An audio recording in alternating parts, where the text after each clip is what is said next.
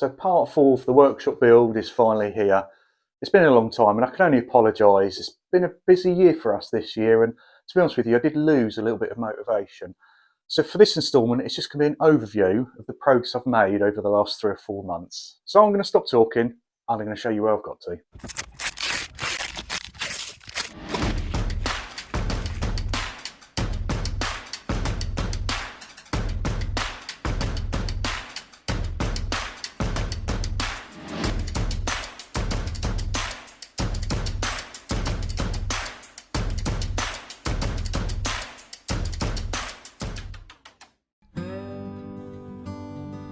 Yes, I know, this workshop build should have been finished a year ago, but it isn't, still. Anyway, moving on.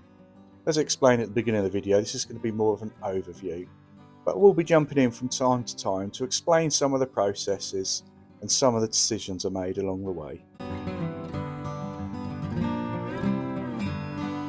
So when it came time to fit the roof, like the floor, I used 18mm OSB boards. The roof required in total just short of 2.5 boards.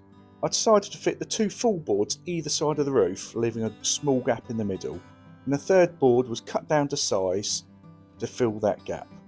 And all the boards were screwed down with 35mm screws.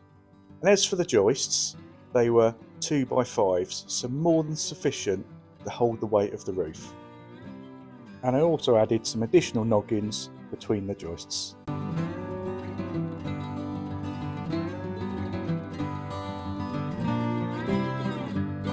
To make my workshop watertight, I felt I had 2 clear options, a rubber roof or felt. Now a rubber roof is a superior option. It has no gaps or joins and it can last up to 50 years. But it also comes in at more than twice the price of even premium felt. So the felt that I purchased has got a lifespan of up to 25 years with a polyester backing. If this workshop is still standing in 25 years time, I'll be more than happy. I overlaid each layer of felt by 7 inches, and prior to laying it I applied black bitumen paint. So on this occasion I'm more than happy that I used felt instead of a rubber roof. I may regret saying this in the future, but we'll see.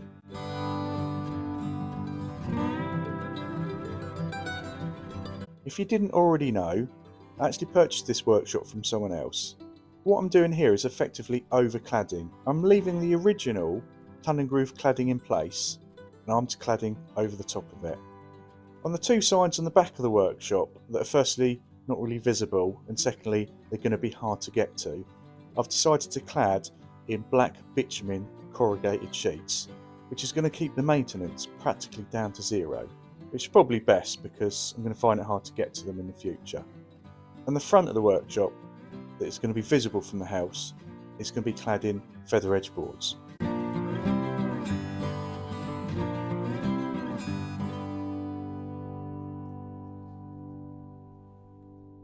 I'm going to be cutting out all the way around, and I'm going to make a new door to go in here. And this is the door. I kept it really simple, just made a basic frame using butt joints, and I tied it all together with a sheet of 9mm plyboard. Unfortunately I didn't have quite enough to cover the full width of the door, so you can see me here painting where the 2 pieces of ply join. But in total it ended up having 3 coats of black bitumen paint, so I'm sure it will stand the test of time. This door is really light, you can pick it up with one hand, so I didn't feel the need to add any additional bracing. All I did do was add an additional strip of wood behind where the 2 sheets of plyboard meet.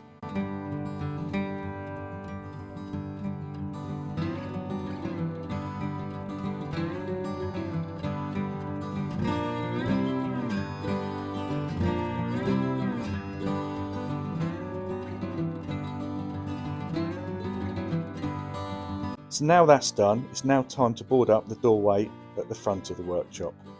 Luckily, this doorway is slightly narrower than the door I fitted to the side. Using the tongue and groove cladding that I cut out from the side door, all I did was measure the width of the old workshop door, cut the cladding down to size and board the doorway up. It was nice and simple and it took me about half an hour.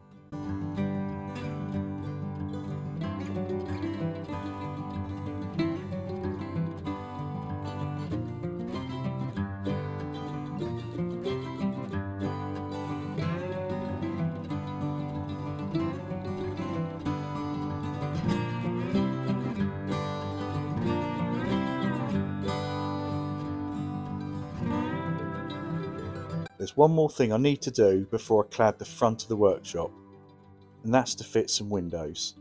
The windows were there the whole time behind the waterproof membrane, but because I'm overcladding, I needed the window frames to come out further. So I removed the old ones and built new window frames. Angled the window sill so the water can run off it. I'm actually really pleased with how these came out.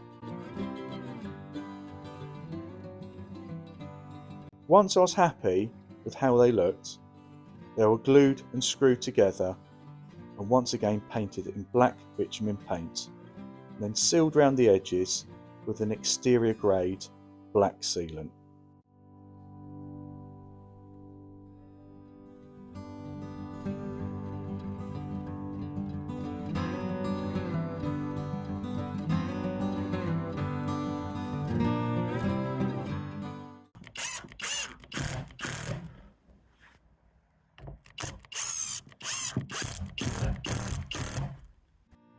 The window frames did get an additional coat of paint after the glue had dried, and then the sealant was added, and I'm hopeful this should protect them from the elements for many years. Now it's time to clad the front of the workshop. I actually got hold of these feather edge boards for free, and I got about 60 of them, but I did spend a whole afternoon denailing them and giving them a good clean. Now I left them in the garden for a good few days so they could dry in the sun before I used them. And I fitted these vertical battens to the front of the workshop to attach the feather edge boards to. And once that was done, I could get on with the cladding. It was fairly tedious and repetitive, but relatively straightforward. So over the course of an afternoon, the front of the workshop started to transform. But to make my life a little easier, I made up this little jig to ensure that each feather edge board was overlapped by the same amount each time. And then I added on this little piece of wood on the top so I could ensure that the nail went in just above the board below to allow for expansion and contraction in the future.